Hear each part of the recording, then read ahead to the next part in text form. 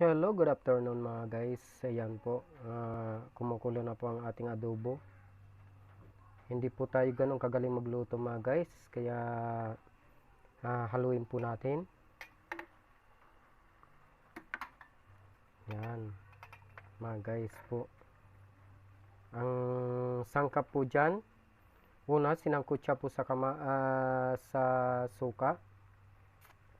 Pangalawa, syempre nandidiyan po yung sibuyas, bawang, luya, at dahong paminta at bilog na paminta. At linagyan ko din ng sili mga guys kasi mahilig po ako sa sili. At syempre, yan po, may asukal po. Yan po, may asukal po yan mga guys. Yung kaya medyo malapot-lapot siya, lagyan ko po ng asukal. Yan. Huwag natin paibsan halos ng sabaw para medyo may pangano tayo sa kanin po para masarap. Halagang sandan lang po yan mga guys. Kasama po yung 1/4 na asukal. At ang manok po 63 pesos po, pang-apat na tao na po yan.